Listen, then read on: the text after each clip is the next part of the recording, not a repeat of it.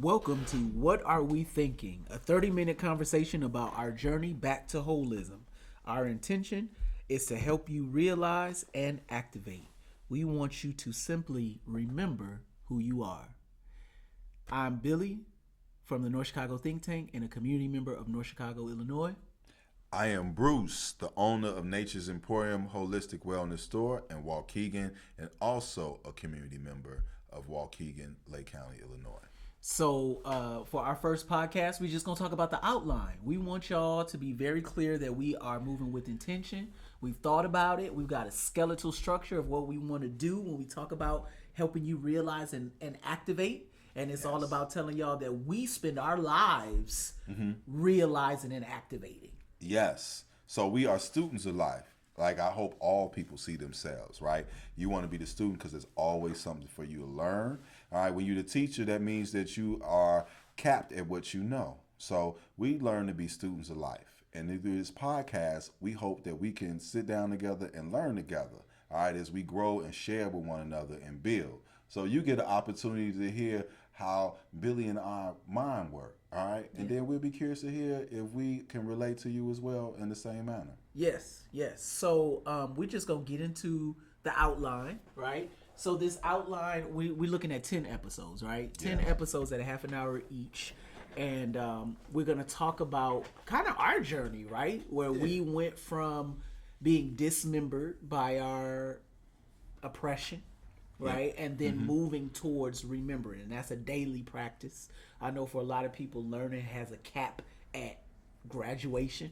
Yeah. But for this type of learning, this type of human experience, there is no cap. There is no graduation. It's just a constant daily practice of unlearning those horrible, oppressive ways of being and remembering that, oh man, I actually was someone who really knew who I was and how I engage with the things around me. Yes. So over the course of the episodes, as my brother's just stating, that's like the number one thing we're going to be helping and explaining how we work at being the best version of ourselves every day. Yep.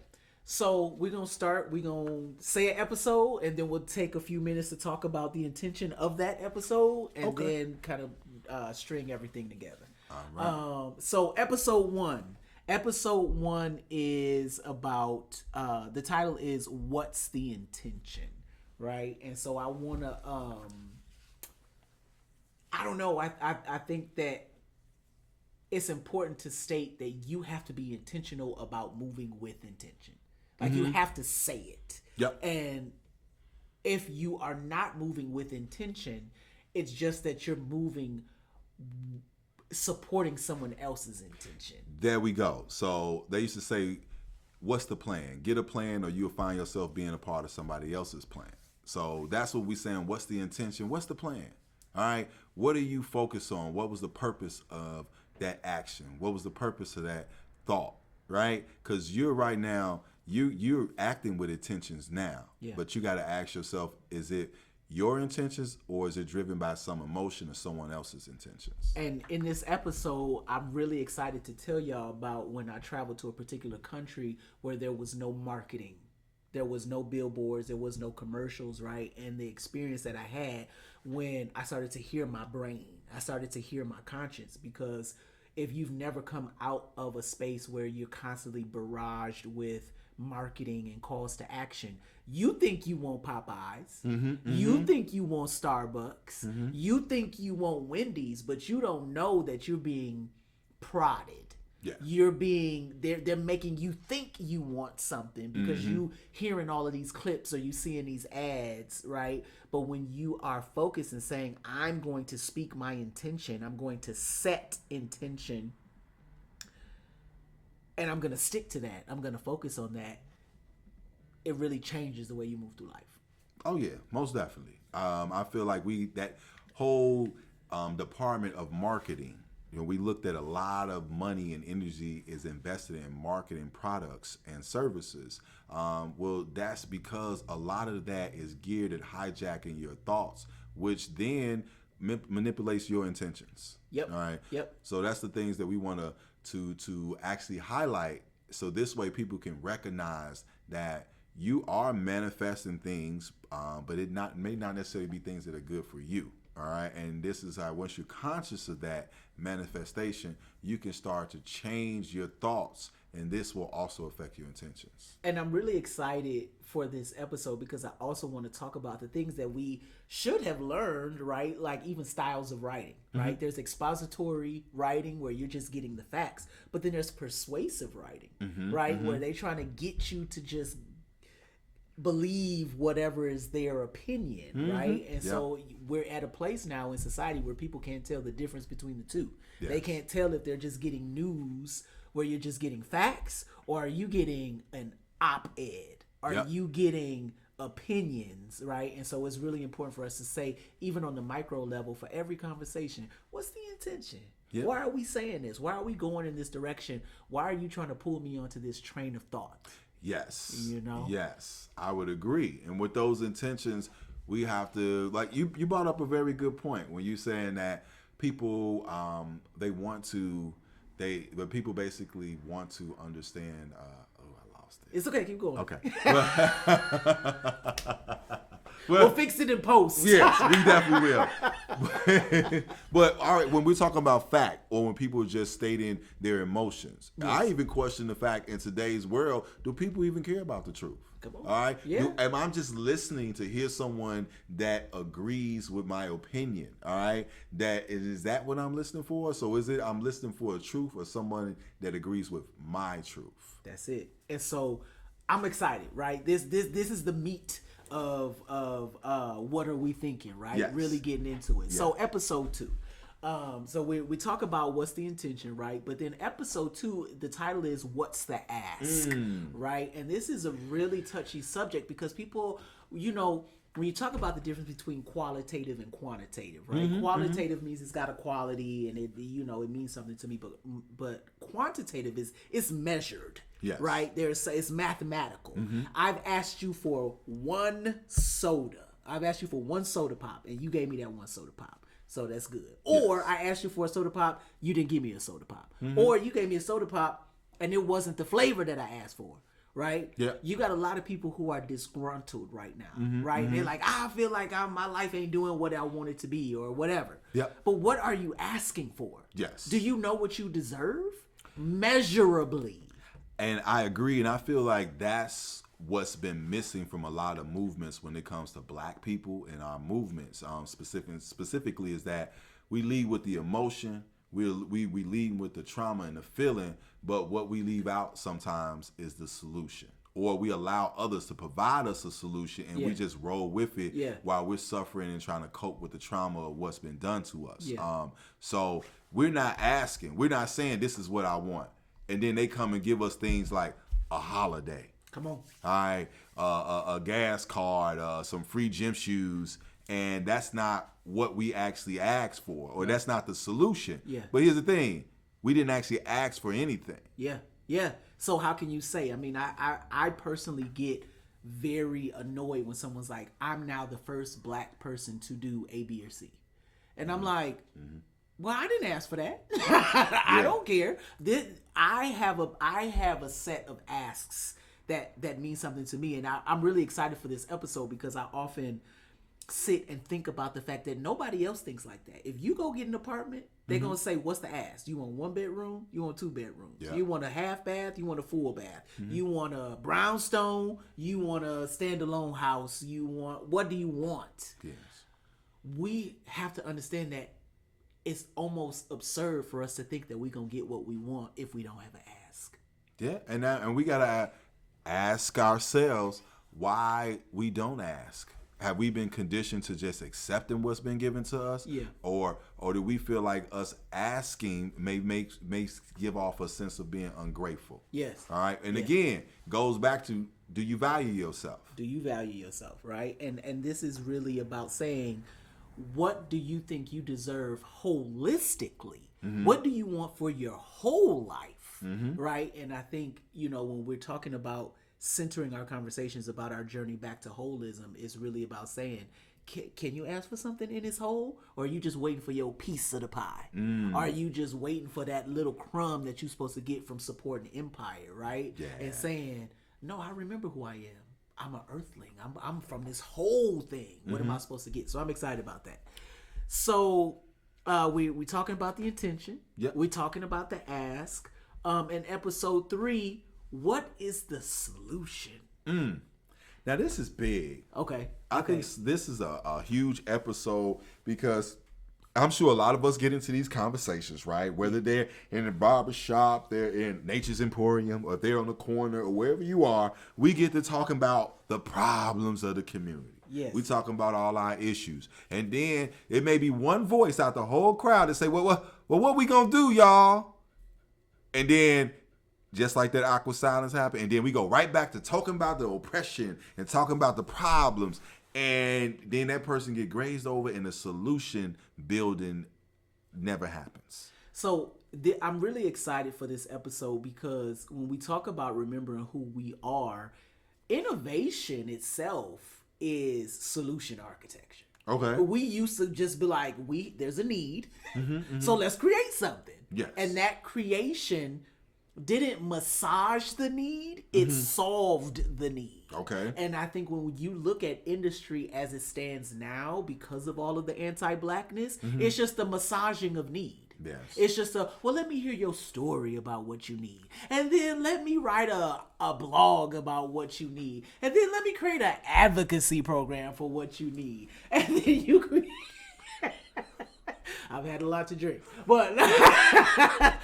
But you create, and I'm from North Chicago, right? I'm from North Chicago, and so I've experienced this my whole life where all these people come around, and they're like, I want to help you solve what you need, but I'm not actually going to solve the problem. I'm going to create this whole industry around the problem, and that's going to give me money. You're not getting none of it, right? Yes. And so for me, this episode is really important because it's a line in the sand, and saying, if we're not talking about what the solution is, why are we talking? And that goes back to what's the ask and what's the intention. Yes. It was really about building those blocks and saying, if you really scaffolding, and let's be clear, scaffolding, our people invented that shit. Yes. Because in order for you to build some pyramids or build any structure, you have to have already invented or innovated a scaffolding. Yes. You get what I'm saying? So when we talk about what's the intention, what's the ask, if you're not doing that work already, then you're not in a place to really ask for a solution. Yes. And I feel like if we focus on the solution, then we can really identify the problem or what's stopping us from progressing. All right. Because here's the thing. We're not reinventing the wheel. We as a people have been at this fight for a long time. And the myth is that we've been always on the losing side, and that's not true. And we need to be able to highlight and point that out so people can remember. Yes. All right. But when we start looking at the solutions that was put in place, like people from, let's say in the 60s, where you had the Black Panther Party, they tried to address an issue with hunger, right? Children not receiving nutritional meals. So they started a free breakfast program. All right. That was a solution. It was a solution. All right. So what happened that it did not sustain that we today have children that don't have nutritional meals? Who attacked that program? How did it fail? That's what we need to look at because that was a viable solution. So what disbanded that solution? All right. I'm going to just go ahead and move forward. You're going to find a lot of times it was your government. All right, because the government came in and implemented so-called programs to output those programs, and then they watered those programs down. Come on. All right. But that's just, I don't want to go give too much because we're going to get into that topic when we talk more about that solution episode. But that's what it is, focusing on solutions and not just the problem. All right. Are we ready to move on to episode 4? Yeah. Let's go to episode 4. So episode 4, so we've talked about intention. We talked about the ask, and we talked about asking what's the solution. Episode 4 is about bringing the humanity to it, right? Episode 4 is where is my blockage? Right? Accountability, right? And so I haven't talked about this yet, but for all of our podcast episodes, there is a suggested read. Yes. I just want to say this clearly. We literate. Oh, yeah. We're very literate, and we read a lot. And I think it's important for our audience to know that when we talk about realization and we talk about remembering who you are and activating yourself, a lot of it comes from literary prowess. Being able, because we're literate because our ancestors left things in books for us. Yes. And so we go back and we, y'all might know, breadcrumbing in a negative term, but that's actually a great way to help somebody remember, right? You give them a bit by bit and then they remember. So when we talk about our blockage, the read for that episode is The Miseducation of the Negro by Carter G. Woodson, and also Where Do You Go From Here by Martin Luther King. And I think it's important for people to know from an energy perspective and from a just like a personal development perspective. Sometimes you get a blockage where you like, I know what I should be doing. Yeah. I know what I should be doing, but that's not actually what's happening. And I'm gonna give my brother some time to respond to that. But even when you talk about something as simple as healthy eating, we know we're supposed to be drinking water and eating fruits and vegetables. Ain't no question. Yep. It's out there. We know it. Yep. But for some reason, we know there's reasons. We're going to talk about that when the episode comes. But there's a blockage where you're like, I'm not having a carrot right now. I want a 2-piece and a biscuit from Popeyes. And that's where I'm taking my car. I agree. Yes, sir. I know I love me put some extra mild sauce on my French fries some nights, right? I want that grease, carbohydrates, because they just feel good sometimes, some nights, right? All right, so we real people, right? We're not talking at you or talking about you. We describing ourselves, our own experiences. So when I look at the episode, where's my blockage? This is self-reflection. This is accountability. This is how Michael Jackson say, looking at the man in the mirror. All right, this is when you got to look at yourself. All right, look at the common denominator. All right, here's the thing. When you looking at yourself, you're always going to be the common denominator. So with that understanding, guess what? It's easy for you to find out your own problems if you really being realistic and looking at yourself and not projecting on others. So that's the whole thing with this, where's my blockage? Looking at ourselves and say, where am I, for lack of a better term, bullshit. And to be clear, everything is everything, right? We got the miseducation of the Negro. I tried to tie it to the miseducation of Lauryn Hill, where everything is everything. But even in the physical realm, right? Your body stops working because of a blockage. Yep. Right? I'm gonna be a little crass, but if you can't get an erection, it's because of blood flow. Right? There's a blockage somewhere. Yep. If you having an issue with that heart, it's because there's a blockage somewhere. Yes. So when we talk about health, or we talk about, our mental acuity, or we talking about our physical state, it's all about blockage. Yes, it is. And it's all about saying, find it and get it up out of there. And can we do it through vibration?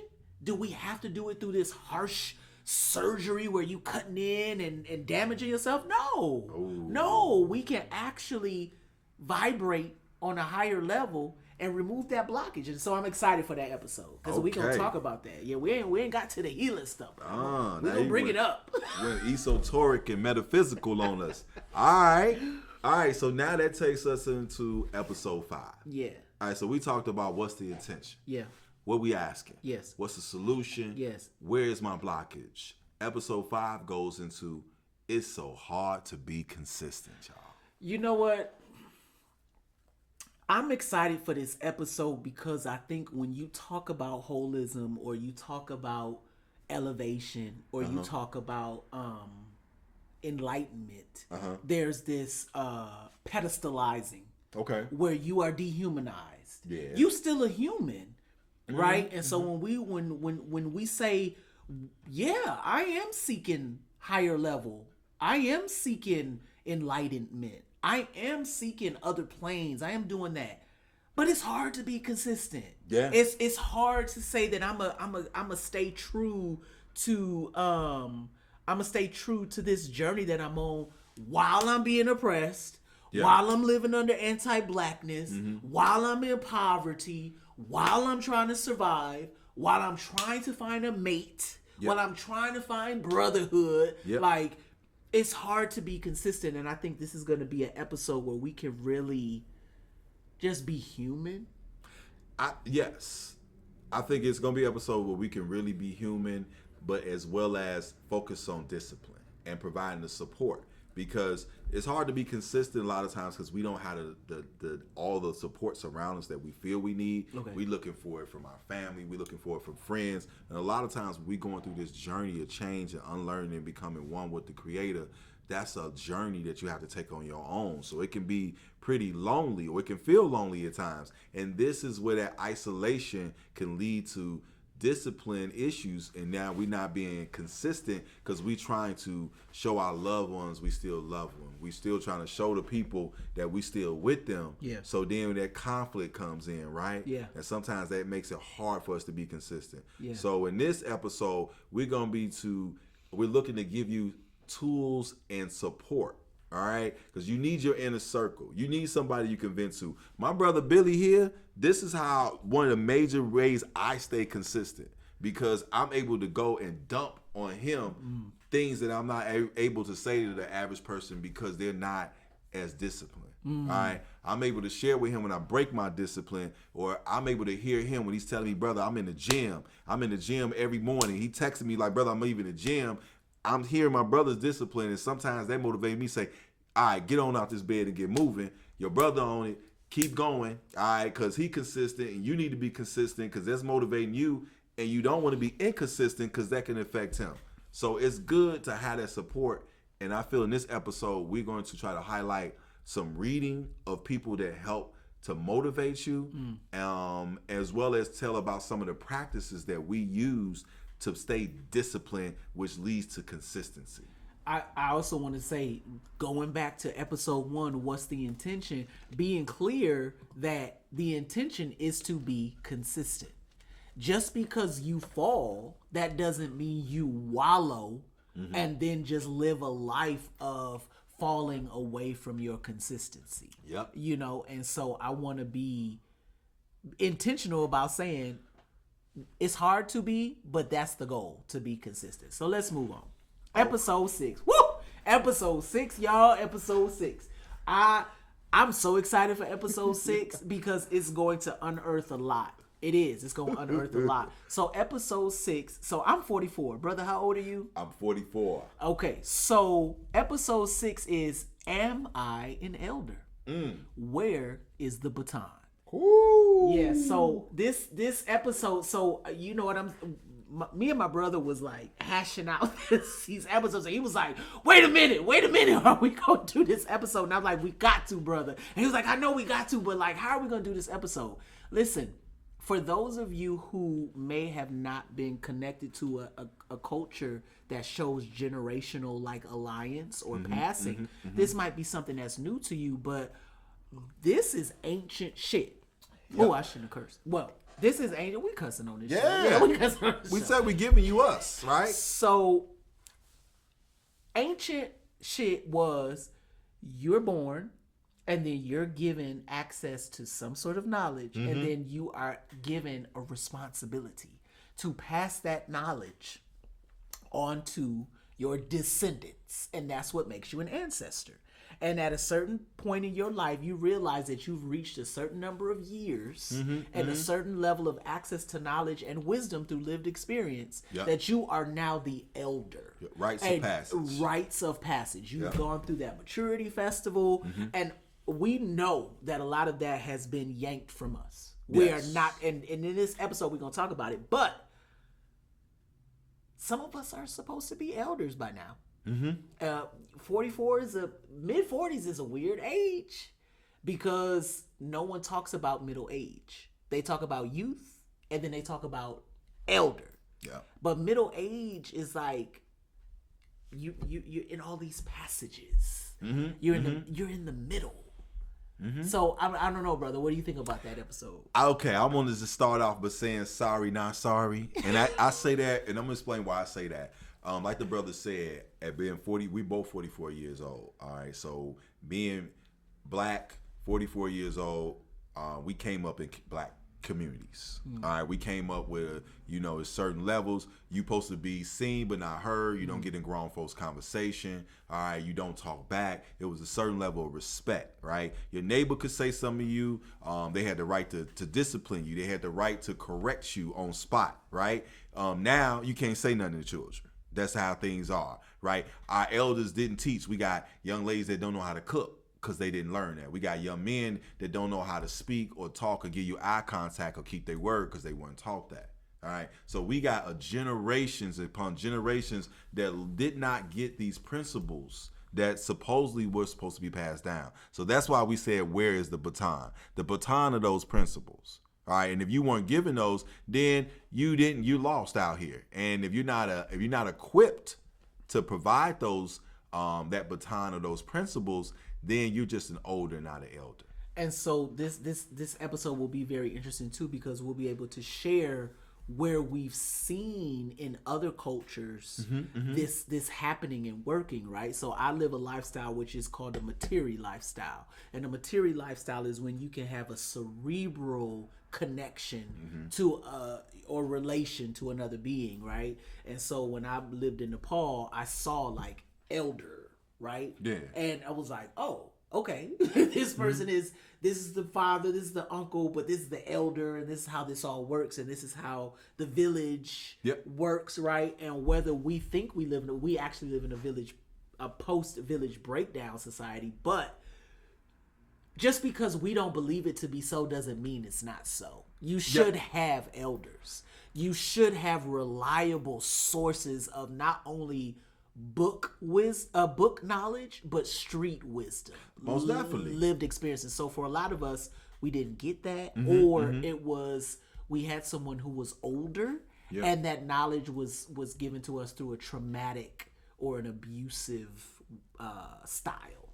Yes, and then in this episode, we'll be identifying how our elders were attacked. I mean, I used to remember back in the day, brother used to tell me all the real mofos are either dead or underneath the jail, meaning they came and infiltrated our communities. They removed the men. All right, they stressed the women. All right, they put the drugs in our communities, and through using these tactics, this had a great effect on our elders as far as degenerating them to a level of being elders. All right. And don't get me wrong, we're not saying that there's no elders. We are going to highlight those elders that are out there that have been in work and constantly doing the work. But we also got to hold those accountable that like to use their gray hairs on their face. All right, the fact that they were able to cower and then come out of the hole after the fire was over and want to put on this suit of an elder, but realize that we, that next generation, we doing the work. And what you're saying don't align with the things that we're experiencing. And we just realize these are the things that others that came before us that did the work would have experienced and suffered through. And I also want to say, too, that this is about giving the humanity back to a certain generation, specifically the generation of folks that was born in the late 70s, early 80s, because we understand the youth and we understand the elders. Yeah. We understand, not saying we understand fully, but we get why the, what's the youngest ones now, Gen Alpha or Gen Z, why they wilding out. We be seeing them. Yeah. But we also understand the baby boomers, and we like, okay, we see why they saying that what y'all just said was real foul. You know what I mean? And so there's no space for us to talk about that middle ground where we're like, we trying to pass the baton, but it's difficult. Yes. And I think that's what make us unique, exactly what you're saying. I mean, we were born in the 80s, so we got an opportunity to see the residuals of a black community going into what I call a crack era. All right, when the black community was what the reality is. I believe Dr. Clyde Anderson, I don't want to quote the exact date, but he has a video where he states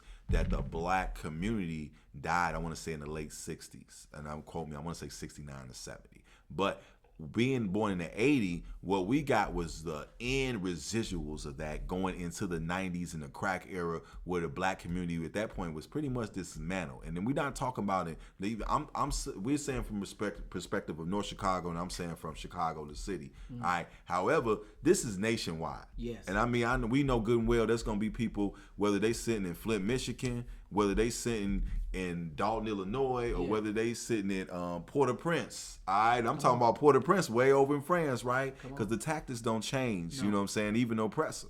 Yeah. All right. So when you look at those tactics, you start to identify, and I think that's another big part of this podcast: us communicating and being able to relate internationally as well as our brothers nationally to see that these tactics are still the same that's being used throughout our community. And so when we talk about internationally, I'm going to move on to episode 8, right?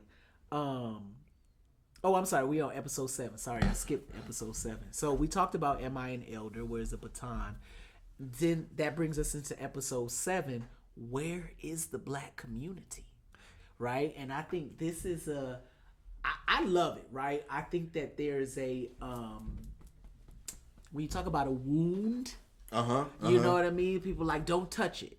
No, you don't have to touch the wound, but you do need to dress it. In order for it to heal, you got to clean it out. You got to get all of that whatever infection up out of there, and then you need to pour. Some people could take alcohol, but most people need peroxide, and you let that boy, and then you dress your wound, right? And the black community is wounded.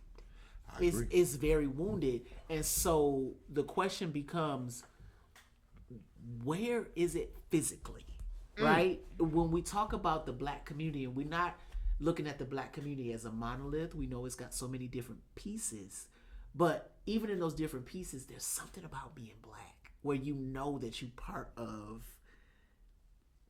a larger thing, right? And so it's like, where is that larger thing? If you got the by age group or by regional demarcation or by gender or by orientation, whatever, you got black people in all these spaces, but where is the consolidating? Where is it where we come together? Where's the unity? Where is the unity? Which is the latter part of community. Right? Commune and unity equals community. So here's the thing with me, and it's the thing, whenever somebody say community to me, growing up in a black community, let me tell you how it feel, right? This is how I know, and this is how you can determine if you got a black community where you live. You know how you walk through your front door? And that feeling you get when you go through your front door and your muscles in your back just kind of and your back release, and you got to run in the bathroom because you got to pee now because you at home and you feel safe. That same feeling you get when you walk through that door and you lock that door behind you, you should get that feeling when you step in your community. Brother, let me tell you something. Let me tell you something about that I find so odd, but also artistically like satisfying. Most people think that black communities are dangerous. And they don't, unless you black, you won't get it. But our shoulders drop in our communities. Where other people feel scared, where other people feel like they gotta lock their doors or they gotta roll up their windows. We be like, oh shit, this is, I grew up on 10th and Lennox. Okay. And so people used to always be like, oh, 10th Street. And I used to be like, well, that's where I'm comfortable. Like, I feel like I could walk to the, and maybe, I don't know, being able to say where is the black community is important to say it might look very dangerous to y'all. It might look very unsavory to y'all, but that's where my community is. Yes. And so in that place, to you it may seem like it's less than, or to you it may seem criminal, or it might seem dangerous, but for me it's safety here. There you go. It's safety. I feel safe here. And you don't have to understand it because that's where the black community is. Yes, I agree. Well, that's a starter. Yeah, you feel safe, right? But we also got to take other aspects. A community is one that should provide you protection. That's true. But it also provides you with solutions. Yes. And we shouldn't have to go outside of our community for shelter, food, and comfort. And a lot of times that's what's happening. In black communities, we're shopping, number one consumers, outside of our communities. Come on. We need to be able to do that inside our communities. Yeah. When we need help, we always looking outside of our communities. Yes. The federal government shouldn't be the first place we look for help. It should be your neighbor. And so I'm excited for this episode too, because the North Chicago think tank works with an amazing data scientist, and she's always just giving us data about black people. Black people move in very interesting ways, right? We're being hyper migrated, right? Whether it's through Section 8 or whether it's through rentals, right? We don't get a lot of the black community is not like buying a home and staying somewhere. We're actually moving around a lot. Yeah. And I think this episode will be really great to talk about that from a Chicago perspective, a Lake County perspective, to say where are the black people? Because I can tell y'all as someone who grew up in North Chicago, District 187, I'm a Warhawk, there was a get out. You should leave. Your kids should go to another school district, or you should go somewhere else because there's safety somewhere else. And I was like, ugh. And I'm gonna tell you what's so funny you saying that. So just a little background. I am from the South Side of Chicago, and now living in Waukegan and actually being in North Chicago a lot and associating with my brother. The plan doesn't change. I experienced gentrification. All right, I've watched my neighborhood go from what they call what I love my community, but an unsafe, violent neighborhood to now we got. You got the bike racks on the corner, and you got the beautiful manicured lawns with the fake grass, and it switched over, and all of a sudden you got all these beautiful sceneries and aesthetics, but no black people. All right, you tear down the projects, you tear down the buildings, and I seen that neighborhood change. I can remember being a child, hearing people yell as the police yellow tape is pulled out over some violent act saying, y'all gonna keep up and they gonna come take this back. And I didn't understand what that meant at that time, but in 2025, I understand exactly what that meant. I remember when the projects were torn down. So going through gentrification, when I look at North Chicago, when we tie these conversations about where's the black community, I literally watched and lived gentrification, right? And that's the act of realizing, right? When it becomes very real. It's not nobody convincing you, you seeing it, and it's real. So I'm gonna move on. Episode 8. So episode 8, we struggled with this one. Where we at? How many minutes it's been? Okay, 36. Okay, that's okay. We're gonna give this some time because we're getting through the outline. Yeah. So episode 8. Am I the oppressor or the oppressed? Ooh. And you know what? Brother, we really thought about this. I'm really proud of us for thinking about this because these episodes really talk about the context and nuance of blackness in a anti-blackness system, right? And so when you talk about the nuances of being black as an American, you come up with all these choices, right? Where you are, I told you, I don't believe that black people actually participate in anything systemically. I think we just surviving. We are surviving. Right? And so we like, these are the options, and I'm making these choices, right? But when you talk about am I the oppressor or the oppressed, it goes back to topic 1, intention. Yep. You know what I mean? And so like, I'm excited for this episode because when you get it, we saying these words, oppressor, colonizer, like we're talking about these words now. These are common words. Yep. And people are like, what does that mean for me? Am I a colonizer because I live in the United States of America, because I was born here? Am I a colonizer? We'll talk about that in that episode. But we have to ask those questions, right? When you talk about I lived in West Papua for a while. Yeah. And I learned about the relationship between Indonesians and West Papuans, and I was like, whoa. And then I was learning about people from East Timor, and I'm like, whoa, this takes on a whole different context if like you're a brown person, but you're using that brownness to attack indigenous black people. You get what I'm saying? Like you are oppressed, but then you're taking on the role of the oppressor.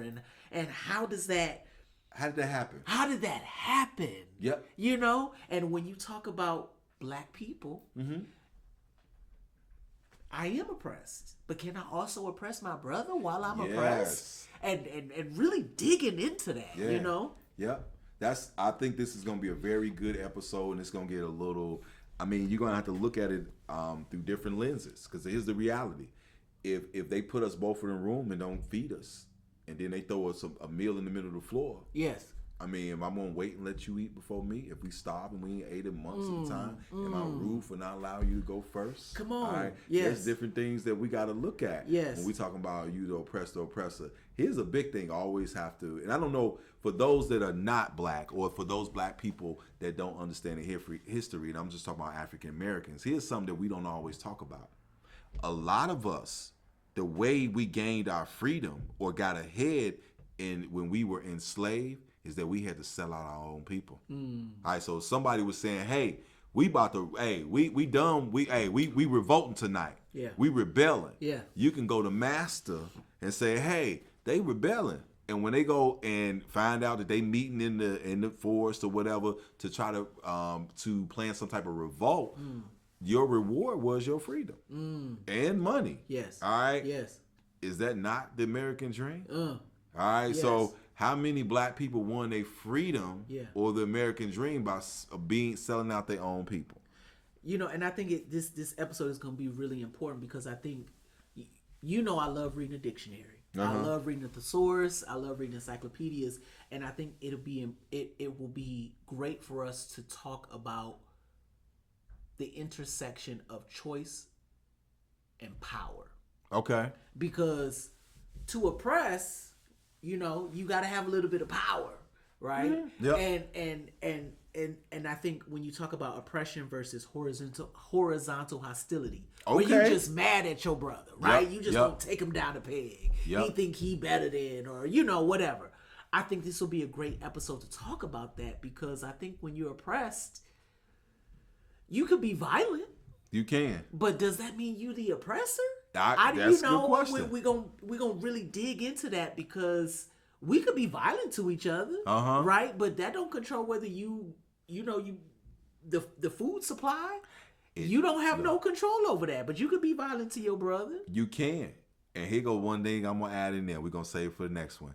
Could you be violent to your kids? Can you be violent? Are you oppressing your own children? Oh man, listen, y'all, I'm so excited for this podcast. I'm so excited for this podcast because the people want to talk about real things, and that's what we're gonna talk about. So let's move on to episode 9. Building solutions without recreating the wheel. Now listen, I know y'all might have felt a kind of way when we was talking about the elder conversation. But it's not a dig. It's not a dig, because we respect our elders, we respect our ancestors, right? Yeah. And that's why this episode is so important. We want to build solutions. We're not trying to recreate no wheels. The plan has remained the same to oppress us. Yes, it has. And so the solutions have been created. Yes, they have. Right? These things, whether you're talking about revolution, whether you're talking about community building, whether you're talking about micro resource distribution, no matter what you're talking about, it has been done because our ancestors were intelligent. Yes. Our ancestors were smart. And so we have to have a conversation about that, because we got to ask, how you using your energy? Most definitely. Go ahead, brother. There's nothing new under the sun. There's nothing. All right, a couple of my same soup just reheated. New day, same old hash. All right? Same shit, different toilet. There you go. And so I think that when we talk about honoring our ancestry, right, we got to get specific. Mm-hmm. And we got to say, what do you mean you honoring your ancestors? Are you just naming them? Or are you really looking at the solutions that they created and the strategies that they tried to implement? Maybe they were met with resistance or violence from their oppressors. Yep. Right? And then are you adhering to some of those principles? Are you inculcating those things into yourself and others?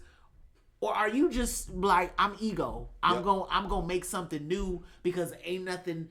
I can't find a solution that works for me, so I'm gonna create something else. True. And I think what we're gonna do also is point out and highlight those that have provided solutions, but through tactics from the oppressor or from others that don't want to see it succeed, they found ways of distracting people or watering down or discrediting those people of their character or their solutions. I mean, there's always been solutions. There's always been fights. There's always been revolts. And we got to identify those and then get back to the work. I think it's important to, that this episode, I'm so excited that again the Miseducation of the Negro will be a suggested read for this episode, because some people don't know how many wheels have been created. And I think it's a beautiful tragedy.